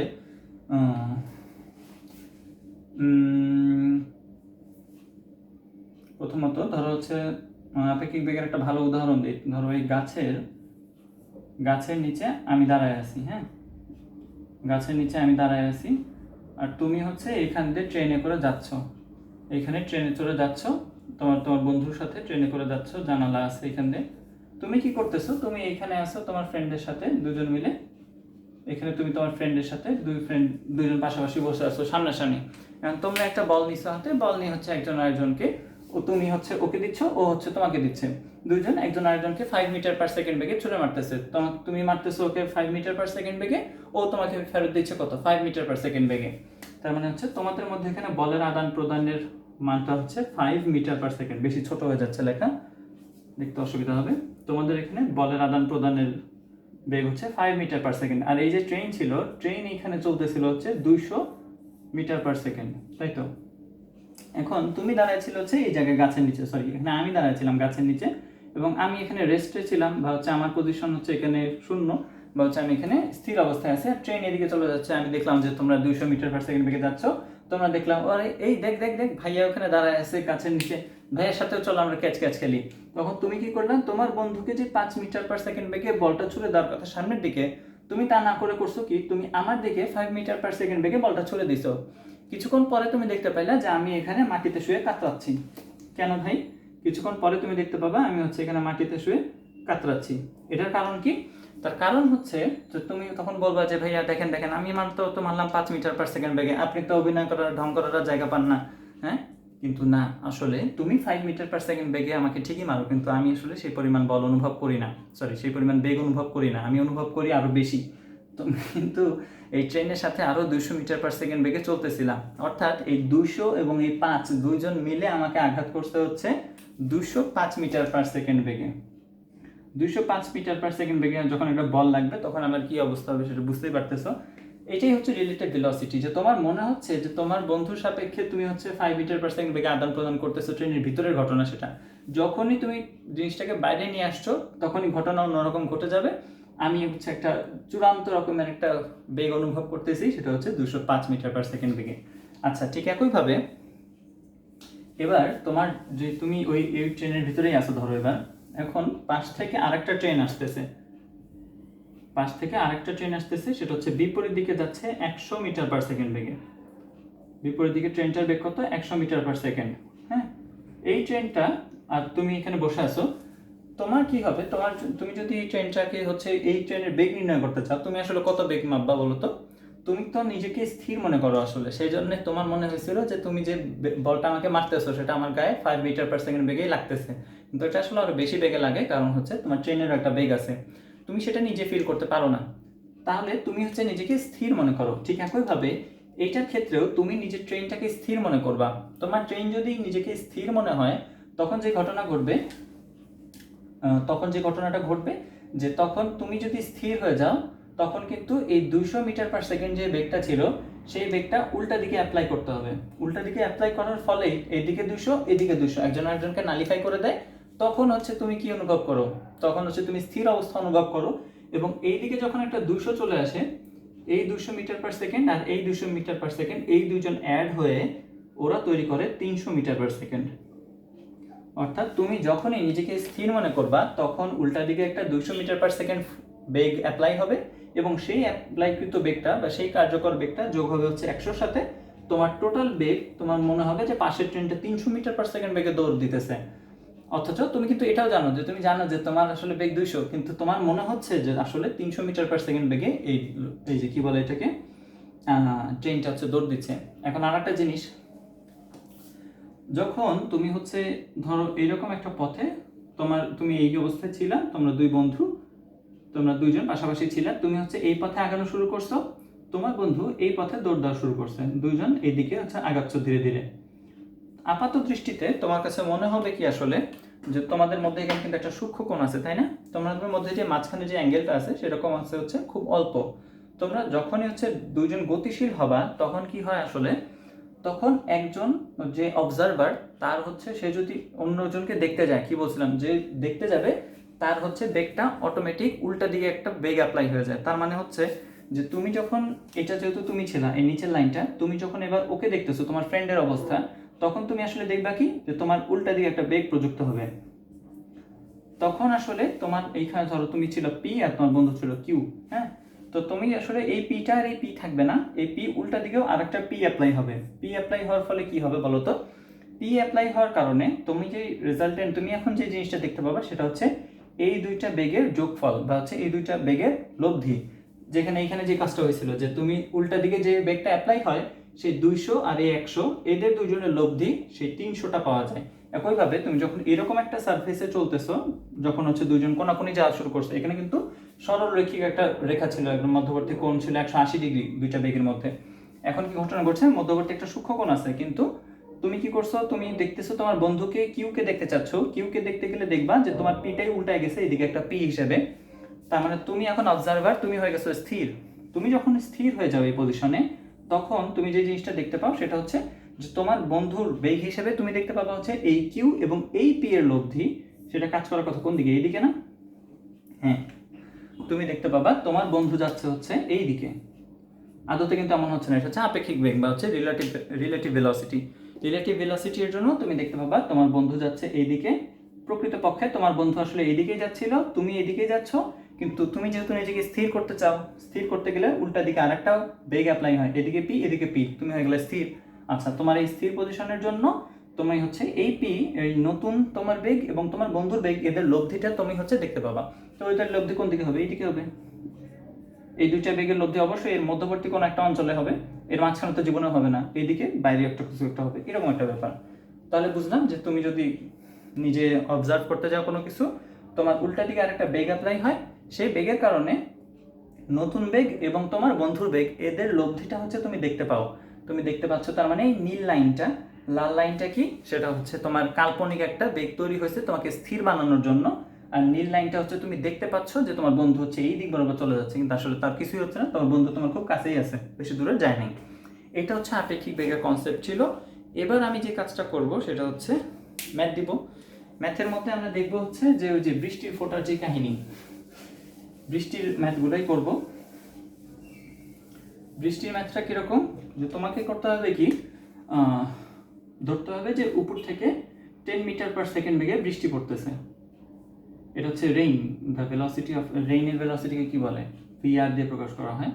ধরলাম এটা হচ্ছে ভিআর, ভেলোসিটি অফ রেইন, হ্যাঁ।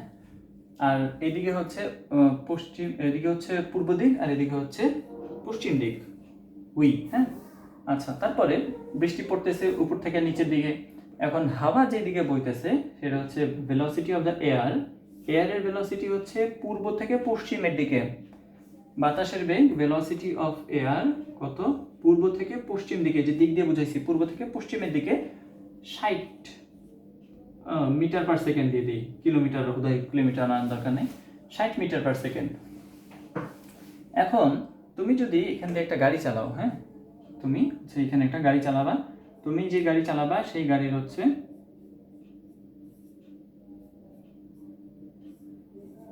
এই বিএমডাব্লিউ গাড়িটা তোমার। এই বিএমডাব্লিউ গাড়ির হচ্ছে এদিকে হচ্ছে স্টিয়ারিং হুইল, তুমি এখানে আসো, এই বিএমডাব্লিউ গাড়িটা হচ্ছে সামনের দিকে আগাবে, হ্যাঁ সামনের দিকে আগাবে। এখন গাড়ির বেগ কত হলে বিভিন্ন রকমের সিচুয়েশন ঘটবে, হ্যাঁ প্রথমত তুমি একটা জিনিস খেয়াল করো, যদি বাতাস এবং এই রেইনের কথা চিন্তা করো, এই রেইন এবং এই বাতাস এই দুজনের কথা যদি তুমি নাও, রেইন এবং এয়ার এই দুজনের কথাই যদি তুমি চিন্তা করো, তাহলে দেখো তো যে শুধুমাত্র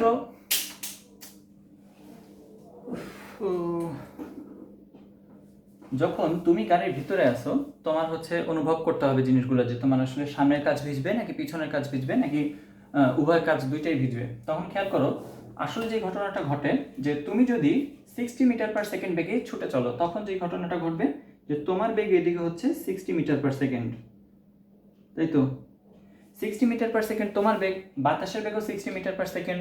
আচ্ছা তাহলে তুমি যদি এখন এই বৃষ্টি কোন দিকে পড়তেছে, লম্বভাবে, বৃষ্টি লম্বভাবে পড়তেছিল, এখন তুমি হচ্ছে এইদিকে 60-তে যাচ্ছ আর উপর থেকে লম্বভাবে বৃষ্টি পড়তেছে, এই 60 এর আশেপাশে কম বেশি হলে বিভিন্ন রকমের কেস হয়, সেটাই আমরা দেখতেছি। তখন আসলে যে ঘটনা ঘটে যে এয়ার যখন এদিকে ফ্লো হচ্ছিল তখনও কিন্তু বৃষ্টি টেনেই পড়তেছিল। এখানে জিনিসটা এমনভাবে দেখানো হয়েছে যে 60 মিটার পার সেকেন্ডে এয়ার ফ্লো হওয়ার পরেও রেইনের যে বেগ সেটা হচ্ছে 10, নিচের দিকে, খাড়া নিচের দিকে। রেইন আসলে এদিকে পড়তেছিল না, হচ্ছে অন্য কোনো দিকে পড়তেছিল, বাতাসের জন্য হয়তো সে এদিক বরাবর পড়তেছিল, হয়তো সে তার দিকটা ছিল হয়তো এরকম, বাতাসটাকে ঠেলা দিয়ে সোজা বানায় ফেলছে, এরকম একটা ব্যাপার। রেইন হয়তো এরকম ভাবে পড়তেছিল, বাতাসটাকে ঠেলা দিয়ে সোজা বানায় ফেলছে নিচের দিকে। তার মানে তুমি যদি সেই বাতাসের বেগেই চলতে শুরু করো, তোমার বেগ যদি হয় এই 60টাই, তাহলে কি হবে, বাতাস যে পরিবর্তনটা ঘটাইছে বৃষ্টির মধ্যে, সেই পরিবর্তনটার ওই বেগটাই, ওই পরিবর্তনটা নিয়েই হচ্ছে তুমি আগাচ্ছ, কারণ হচ্ছে তুমিও সেই 60 নিয়ে আগাচ্ছ, বাতাসও সেই 60-তে যাচ্ছিল, আর বাতাস 60-তে গেলেই 10 মিটার পার সেকেন্ড বেগে পড়ে। তাহলে তুমি যখন এই 10 মিটার পার সেকেন্ড বেগে থাকবা এই জায়গায়, 10 মিটার পার সেকেন্ড বেগে যখন বৃষ্টি পড়বে এবং তুমি যখন 10 মিটার পার সেকেন্ডে আসো, তখন এই বৃষ্টিটা লম্বভাবে পড়তে থাকবে, কারণ হচ্ছে তোমার বেগ একদম বাতাসের মতোই, বাতাস যে বেগে আছে বাতাসের জন্য লম্বভাবে পড়ে, তাহলে তুমি যদি ওই বেগ নিয়ে চলো তোমার জন্য সেটা লম্বভাবেই পড়বে। ঠিক সেই কারণেই তোমার পানি পড়বে এইখানেও, পানি পড়বে এইখানেও, অর্থাৎ সামনের কাজ পিছনের কাজ উভয় কাজ ভিজবে। যদি 60 হয়, 60 হলে উভয় কাজ ভিজবে। যদি এই ঘটনা কোনোভাবেই হয় না আসলে রিয়েল লাইফে, সামনের কাজ পিছনের কাজ এমন কখনোই দেখো নাই তোমরা যে গাড়ি বেগ চেঞ্জ হওয়ার কারণে সামনের কাজ কিংবা পিছনের কাজ শুধুমাত্র ভিজছে, এরকম কিছু হয় না আসলে। আচ্ছা পরবর্তীতে যে ঘটনাটা ঘটবে,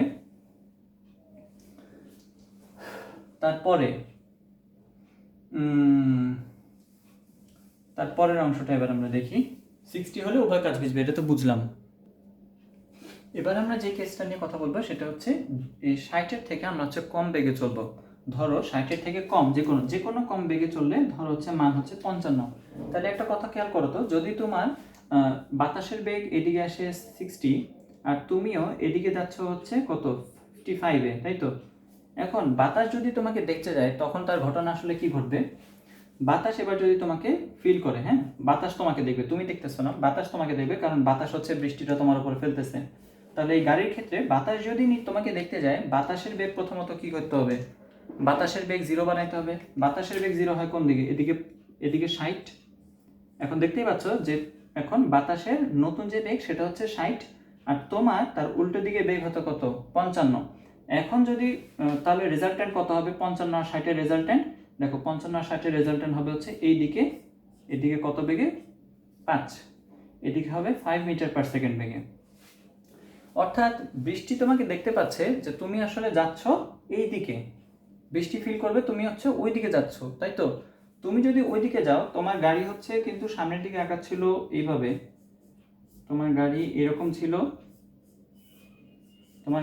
এরকম, তুমি হচ্ছে যাচ্ছিল সামনের দিকে, কিন্তু বৃষ্টি ফিল করতেছে তুমি যাচ্ছ এই দিকে। বৃষ্টি যদি তোমাকে এই দিকে যেতে দেখে, ও যখন এই দিকে তোমাকে যেতে দেখবে, বৃষ্টি পড়তেছে তো উপর থেকে, বৃষ্টি তোমাকে এদিকে যেতে থাকবে এবং তুমি যাচ্ছ ওই দিকে। কারণ বৃষ্টি তো আমি বলছিলাম শুরুতে যে বৃষ্টি পড়তেছিল শুরুতে এই কোনাকুনি এই দিকে, বাতাস ওকে ঘুরাই দিছিল, তাই তো, বাতাস ওই দিকে ওকে ঘুরাই দিছিল। এবার যে ঘটনাটা ঘটবে যে বৃষ্টি তোমাকে দেখবে কি যে তোমার এখানে ঘোরানোর দেওয়ার জন্য ওকে কেউ নাই আসলে, আর তুমিও যাচ্ছ এইদিকে। তুমি যখন প্রত্যেক মুহূর্তে এরকম করে যেতে থাকবা, বৃষ্টি সবসময় তোমার হচ্ছে পিছনের কাছের দেয়ালে পড়তে থাকবে, এরকম একটা ব্যাপার।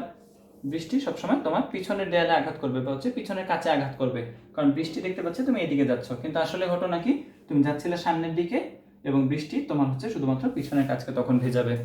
একটু আজগুবি জিনিসপত্র, কিন্তু এরকমই আসলে ব্যাপারটা, যে বাতাস তোমাকে এবার বাতাস দেখে তুমি হচ্ছে ওইদিকে 5-এ যাচ্ছ, আর বৃষ্টি পড়তেছিল তো শুরুতে আসলে এইদিকে অ্যাকচুয়ালি, তাহলে তুমি যাচ্ছ ওইদিকে, বৃষ্টি পড়তেছে তোমার পিছন দিক থেকে আসতেছে, তো তোমাকে অবশ্যই পিছনের কাছকে শুধুমাত্র আঘাত করতে পারবে, তোমার সামনের কাছে সে পৌঁছাতে পারবে না। তারপরের কেস, তার মানে 50-60 থেকে যদি কম হয়, তাহলে আমরা বুঝলাম এখানে 10-এর কোনো কাজই নেই। 60 থেকে 55 থেকে কম হলে কি দেখলাম আমরা, পেছনের কাজ। এবার হচ্ছে তোমরা দেখবো হচ্ছে 60 থেকে যদি বেশি হয় 65, বোঝা যাচ্ছে যদি উল্টা কেস হয়, তাহলে যদি তুমি 65 নাও, এদিকে হচ্ছে 65 আর এদিকে হচ্ছে বাতাস ছিল 60, আর বাতাস যদি তোমাকে এবার দেখতে যায় একই ঘটনা, বাতাস নিজেকে উল্টা দিকে কত বানায় ফেলবে, বাতাস উল্টা দিকে বানায় ফেলবে নিজেকে 60।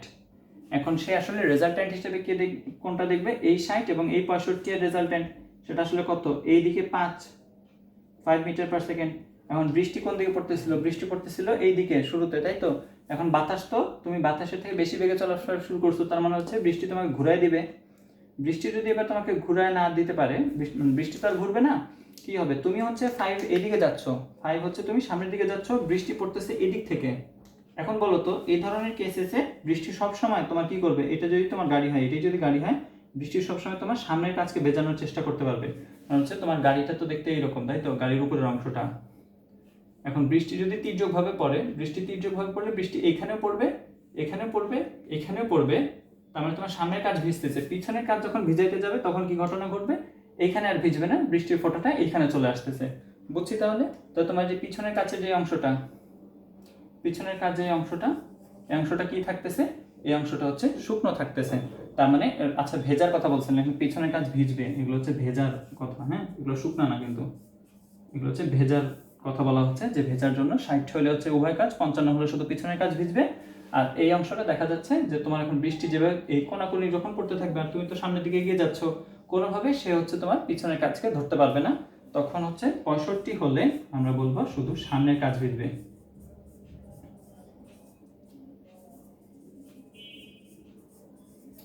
বুঝলাম তাইলে? এই গেল হচ্ছে তোমার বৃষ্টি ভেজার অঙ্ক। এরপরে আমরা যে ম্যাথটা দেখবো সেটা হচ্ছে এই বৃষ্টি টিষ্টি না, এবার আমরা করবো হচ্ছে একটা নর্মাল ম্যাথ। সেই ম্যাথটা কিরকম, ম্যাথটা হচ্ছে যে ওই যে তোমাদেরকে যে উদাহরণটা দেখেছিলাম, তুমি আর তোমার বন্ধু দুই দিক থেকে একটা কোণে যাওয়া শুরু করছিলে, সেই ম্যাথটা দেখে নিই ওইটাই নাকি।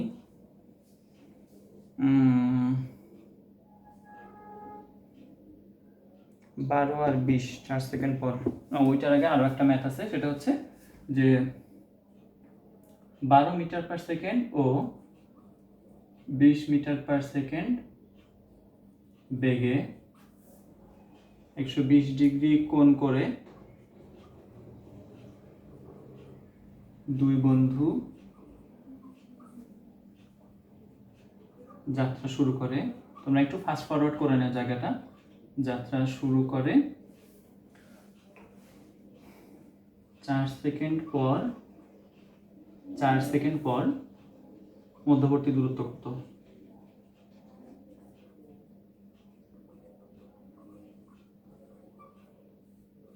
4 সেকেন্ড পর মধ্যবর্তী দূরত্ব কত? তার মানে হচ্ছে তুমি এবং তোমার বন্ধু আগেরবারের মতোই মনে হচ্ছে কাছাকাছি একটা ম্যাথ, আসলেই তাই। আচ্ছা, এই জিনিসটা কিরকম হবে চিত্রটা একটু দেখে নিই। চিত্রটা এখানেই আঁকি। এটা হচ্ছে সেই আদিবিন্দু, এই আদিবিন্দু থেকে এই দিক থেকে এক বন্ধু যাওয়া শুরু করছে কত, 12 মিটার পার সেকেন্ড বেগে, আর এদিকে এক বন্ধু যাওয়া শুরু করছে 120 ডিগ্রি কোণ আছে মাঝখানে, আবার এই 120 ডিগ্রি কোণ, আর এইদিকে যাওয়া বন্ধু শুরু করছে হচ্ছে 20 মিটার পার সেকেন্ড বেগে। 12 মিটার পার সেকেন্ড বেগে এইদিকে, আর 20 মিটার পার সেকেন্ড বেগে ওইদিকে, মধ্যবর্তী কোণ কত, 120। 4 সেকেন্ড পরে মধ্যবর্তী দূরত্ব চাইছে। মধ্যবর্তী দূরত্ব চাওয়ার মানে হচ্ছে যে এইখানে যখন ওরা তাদের যাত্রা 4 সেকেন্ড পরে যে পজিশনে থাকবে তাদের মধ্যবর্তী দূরত্ব, তাই তো। দূরত্ব মানে হচ্ছে এই বেগ নিয়ে এখন কাজ না, আমার কাজ বের করতে হবে কি পরিমাণ সরণ হয়েছে তাদের সেটা। 4 সেকেন্ড পরে যদি এইদিকে যায় সে কত হয়ে যাবে তার সরণ, তার সরণ হয়ে যাবে হচ্ছে 4 বারাম 48 মিটার, তাই না? তাহলে 12 মিটার পার সেকেন্ড বাদ। তারপরে 20 মিটার পার সেকেন্ড বেগে চলতেছিল, 4 সেকেন্ড পরে ওর হচ্ছে সরণ কতখানি হবে? সরণ হবে হচ্ছে 80। তার মানে এইরকম একটা অংশ তৈরি করতে পারো না? এখন আমাকে যে জিনিসটা করতে হবে মধ্যবর্তী দূরত্ব, তার মানে হচ্ছে মধ্যবর্তী দূরত্ব মানে লম্ব দূরত্ব আর কি, লম্ব দূরত্ব বা হচ্ছে কি বলে সরলরৈখিক দূরত্ব, সেটা হচ্ছে এইখান থেকে এই পজিশনে বন্ধু দুইজনের দূরত্ব কত সেটা নির্ণয় করতে হবে। এটার জন্য এবার আমরা কি করতে পারি, একটু জ্যামিতি অ্যানালাইসিস করলে পাই যাবো আমরা। খুব সহজ কাজ। আমরা কি করব, এইখানে দুইজন আছে, এটা হচ্ছে আমরা কত পাইছি 48, আর এই বন্ধুটা হচ্ছে 80, আর মধ্যবর্তী কোণ হচ্ছে 120, তাই তো? আমাকে নির্ণয় করতে হবে এই রেখাটা। এই রেখার দৈর্ঘ্য নির্ণয়ের জন্য বোঝা যাচ্ছে যে এটা হচ্ছে, আমরা কি জানি এমনিতে যখন আমরা সামান্তরিক সূত্র অ্যাপ্লাই করতাম, যখন দুইটা পি কিউ আর মধ্যবর্তী কোণ আলফা দেওয়া থাকতো, তখন কি করতাম হচ্ছে এইটা নির্ণয় করতাম, এদিক বরাবর একটা অংশ। কিন্তু এখন তো বলছে অন্য কর্ণটা। তাহলে এইখানে যদি তুমি একটা সামান্তরিক কল্পনা করো, সামান্তরিকটা দেখতে এরকম হবে না? আচ্ছা, এইখানে যদি সামান্তরিক হয়, আমরা এতদিন বের করছি সেটা হচ্ছে এই পজিশন থেকে, এগুলো নাম দেই, ও এ বি নাম দিলাম, এটা নাম দিলাম সি। আমরা যেটা বের করতে জানি সেটা হচ্ছে ওসি বের করতে জানি। 48 আর 80 দেওয়া থাকলে মাঝখানে 120 দিয়ে আমরা হচ্ছে ওসি বের করার সূত্র জানি রেজাল্টেন্টের। কিন্তু আমাকে এবার বের করতে হবে হচ্ছে এই এবি। এবি বের করার জন্য আমরা একটা কাজ করতে পারি। দেখো তো, এই যে 80টা আছে, এই 80টা আসলে কোথায় আছে? এই 80 এবং এই 80 সমান না? যেহেতু ওবি এবং এসি এরা হচ্ছে পরস্পর সমান্তরাল এবং সমান, তাহলে এটাও 80 এইটাও 80। এবার দেখো তো, তুমি শুধুমাত্র যদি এই অংশটা নিয়ে কথা বলো, এই যে দুইটা সন্নিহিত কোণ সামান্তরিকের এ ও, এ থেকে ও আর এ থেকে সি, মধ্যবর্তী কত হবে? A B. এটা হচ্ছে তার জন্য লব দিই। তাহলে হচ্ছে আমি নতুন যে চিত্রটা পাইলাম সেটা হচ্ছে এইরকম। এগুলো মুছে গেল, এগুলো কিছু থাকলো না। আমার তো শুধু দূরত্বটাই লাগবে, তো আমি এগুলো ভেক্টরগুলোকে চেঞ্জ করে নিলে কোনো সমস্যা নেই। হ্যাঁ, আচ্ছা, এবার আমার এখানে কত কোণ ছিল যেন? এইখানে একটা কোণ ছিল 120, তাই তো? তাহলে এই কোণটা কত হবে? 120। এটার পূরক কোণ হবে বা সম্পূরক কোণ হবে কত? 60। তাহলে এই কোণটা হবে এবার 60। আমার অ্যান্সার শুধুমাত্র চাইছে ওদের মধ্যবর্তী দূরত্ব। হ্যাঁ, আমাদের এখানে কত কোণে আছে না আছে সেটা আমাদের বের করতে হবে না। তাহলে এই যে এবার আমরা জানি যে এটা যদি হয় 48 আর এটা যদি হয় 80 আর মধ্যবর্তী কোণ যদি হয় 60, তাহলে এটা রেজাল্টেন্ট কত হবে বলো তো? রেজাল্টেন্ট এ বি, এখানে বি ছিল, এই এ বি সমান হবে হচ্ছে √48 স্কোয়ার প্লাস 80 স্কোয়ার প্লাস হচ্ছে 2 ইন্টু 48 80 আর হচ্ছে cos 60। মানটা কত আসবে?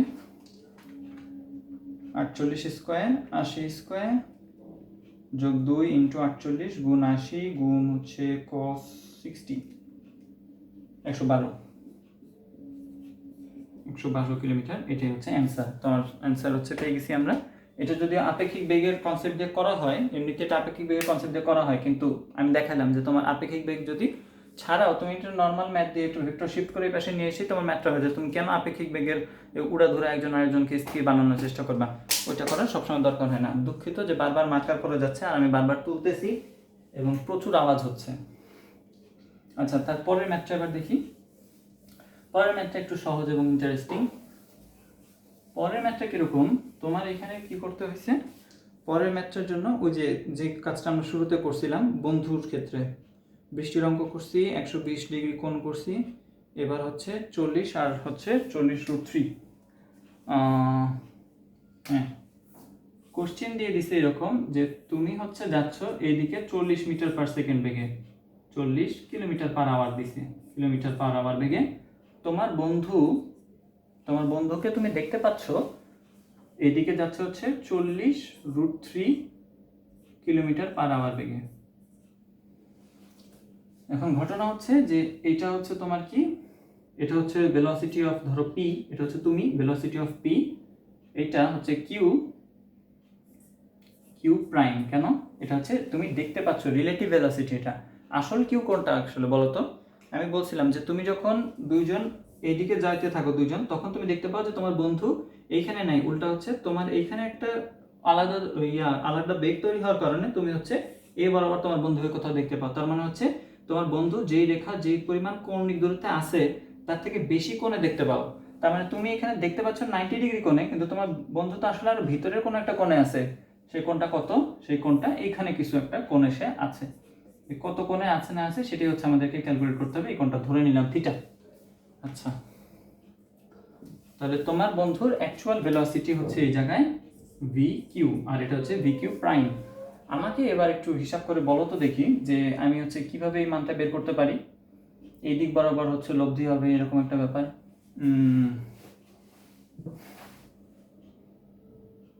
এটা বের করা যায় কিভাবে?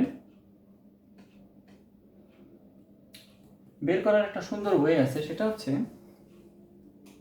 সুন্দর কিনা আদৌ সেটা একটু দেখো যে আসলে ঘটনাটা কি ছিল। শুরুতে এইদিকে ছিল 40, তাই তো, আর তোমার বন্ধুর বেগ এইদিকে ছিল কত, ভি কিউ। এখন তুমি যখন তোমার বন্ধুর বেগ ভি কিউ প্রাইম নির্ণয় করছো, তুমি যেটা দেখছো আসলে সেটা আসলে কিভাবে দেখছিলে বলো তো? তুমি নিজেকে স্থির বানায় ফেলছিল না? তুমি নিজেকে যদি স্থির বানাও তার মানে তুমি তোমার উল্টা দিকে একটা বেগ তৈরি করছিলা 40। কি হয়, বন্ধুর অ্যাকচুয়াল বেগ এবং তোমার নতুন ইমাজিনারি যে বেগ এটার লব্ধি হিসাবে তৈরি হয় হচ্ছে এই যে 40√3টা। তার মানে লব্ধি যেটা তৈরি হয়েছিল, যেটা তোমার বন্ধুকে তুমি দেখতে পাচ্ছিলে আসলে, সেই কাল্পনিক বেগটা আসলে তৈরি হয় কোন দুইটার জন্য? এই দুইটার জন্য। এই যে এই দুইজনের জন্য, এই দুইটা লালের জন্য এই রিলেটিভ ভেলোসিটিটা তৈরি হয়েছিল। তাহলে এই দুইজনের মধ্যবর্তী কোণ কত ছিল সেটা হিসেবে বের করতে হয়। আচ্ছা, এটা তো নদী নৌকার অঙ্ক দিয়ে কনসেপ্ট বোঝানো উচিত ছিল। নদী নৌকার অঙ্ক না করলে এটা করতে একটু ঝামেলা হয়ে যাবে। এটা ছিল আমার জন্য ভি কিউ প্রাইম। আচ্ছা, দেখতে পাচ্ছি যে তুমি যে বেগটা বের করছো সেটা হচ্ছে এইখানে তোমাদের মধ্যবর্তী কোণ ছিল আলফা, আর এইখানে যে লব্ধি কোণ তৈরি হয়েছে সেটা দেখো তো 90 ডিগ্রি। এই 40কে ভুলে যাও, কারণ হচ্ছে এই 40 নিয়ে কাজ হয়নি, কাজ হয়েছে হচ্ছে এই পাশের 40 নিয়ে। এই দুইজনের ঘটনার জন্য তোমার এই পুরো ঘটনাটা দায়ী। এইটার জন্য তুমি এই কোণটাকে ধরো ফাই।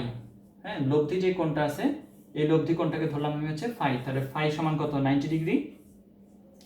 ফাই সমান যদি 90 ডিগ্রি হয়, tan 90 ডিগ্রি এর মান কত বলো তো? tan 90 ডিগ্রি এর মান হচ্ছে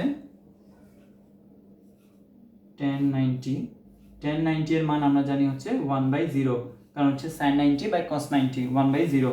আর এমনিতে এটা সূত্র হিসেবে আমরা কি জানি যে এইটার জন্য যদি কোণ বের করতে হয়, প্রথমত যেটা হচ্ছে একা একা যার সাথে কোণ তৈরি করছি আমি কত, এই 40-এর সাথে 40কে একা একা রাখতে হবে। আর এই পাশে থাকবে কত, তোমার এই ভি কিউ cos আলফা। ম্যাথটা আসলে এত বড় না, বড় করে ফেললাম, আসলে ঝামেলা হয়ে গেল। অন্য কনসেপ্ট দিয়ে এটাকে আরো সহজ করে পরে বলে দিচ্ছি যে কিভাবে সহজ করা যায়। আচ্ছা, তারপরে এইখানে আছে কত, এখানে আছে হচ্ছে ভি কিউ প্রাইম। এগুলো তো কিউ প্রাইম তাই না, নাকি? না, শুধু কিউ। এই যে এই দুজনের কথা বলতেছি, এখানে হচ্ছে 40, সে একা একা থাকবে কারণ যার সাথে কোণ সে একা একা। বাকি যে থাকবে সে হচ্ছে ভি কিউ, সে হচ্ছে cos আলফা, আর একটা থাকবে হচ্ছে ভি কিউ sin আলফা, তাই তো? এরা দুজন যখন কোনাকুনি গুণ হয়ে যাবে তখন কি হবে, এই পাশটা কোনাকুনি গুণ হয়ে 1 আসবে, এটা 0 হয়ে যাবে। তার মানে তুমি পাবে হচ্ছে 40 plus v q cos alpha সমান হচ্ছে 0। তার মানে ভি কিউ cos আলফা সমান কত, ভি কিউ cos আলফা সমান হচ্ছে -40। কি বের করলাম এটা আমি? আমার লাগবে হচ্ছে, আমার বের করতে হবে কি, ভি কিউ প্রাইম বের করার কথা। ঝামেলায় ফেলে দিছি তোমাদেরকে। আচ্ছা, এটা একটু অন্যভাবে সলভ করি। সেটা হচ্ছে এই ভেক্টরটাকে আমি শিফট করব। হ্যাঁ, এই ভেক্টরটাকে আমি শিফট করে এখানে নিয়ে যাব। কি করব, এখানে তো আছেই অলরেডি, এখানে অলরেডি যে কোণটা আমি পাইছি সেটা হচ্ছে 40√3, এদিক বরাবর যে ভেক্টরটা ছিল। হ্যাঁ, আর এই ভেক্টরটা এটা হচ্ছে আমাকে নির্ণয় করতে হবে এই দিকে। তাহলে এটা হচ্ছে সেই ভি কিউ নির্ণয় করতে হবে। আর এখানে যে 40 আছে সেটা কিন্তু আমি অলরেডি জানি, সেটা হচ্ছে এইদিকে। এই 40টাকে, এখানে যে 40 ছিল সেটাকে তুলে নিয়ে আসছি এই জায়গায়, ওই যে ভেক্টর শিফটিং এর ব্যাপারগুলো। তাহলে এখানে আমার কি আসলো, 40, এখানে 40√3, আর এই যে মধ্যবর্তী কোণ 90 ছিল না, এখানেও 90 থাকবে। তাহলে বলো তো এবার এই কোণটা কত হবে? ত্রিকোণমিতি সলভ করে বোঝা যাচ্ছে যে এটা হচ্ছে একটা অতিভুজ। তাহলে অতিভুজের জন্য এইখানে যে ভি কিউ আছে সে ভি কিউ সমান আসবে হচ্ছে কত, √40 স্কোয়ার আর হচ্ছে 40√3 হোল স্কোয়ার। মানটা আসবে হচ্ছে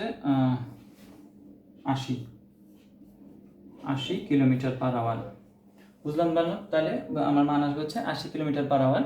তুমি কাজটা এইখানেও করতে পারতো। আমি যে এই শিফটিং যে এইখানে করছি এটা না করে তুমি হচ্ছে মানে এটা হচ্ছে দেখলা আসলে যে কি হয়েছিল আসলে ঘটনাটা, যে 40 উল্টায় গেছিল, তারপরে এইটা আর এইটার লব্ধি হিসেবে তুমি দেখতে পাইছিলে এই এই বেগটা, তোমাকে বের করার কথা হচ্ছে মানে এই বেগ।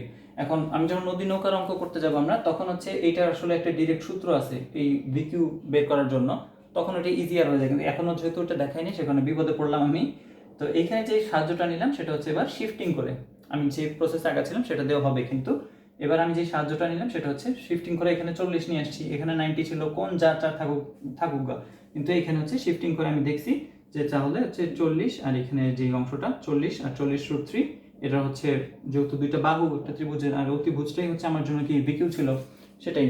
এখান থেকেও তুমি হচ্ছে শিফটিংটা করতে পারতে। এখানে যে 40√3 ছিল, এই 40√3 কে তুমি এখানে নিয়ে চলে আসতে পারতা, তাহলে তো তোমার হয়ে যেত এখানে 40√3, আর এইটা কত, এটা তো 40 আগে থেকেই আছে, তাহলে এই দুইজন আর এই দিক বরাবর হচ্ছে অতিভুজ বরাবর তোমার কোণ হচ্ছে তোমার বেগটা, এই বেগটা তাহলে বের করে ফেলাম আমরা। ভিকিউ সমান পেয়ে গেছি 80 কিলোমিটার/আওয়ার।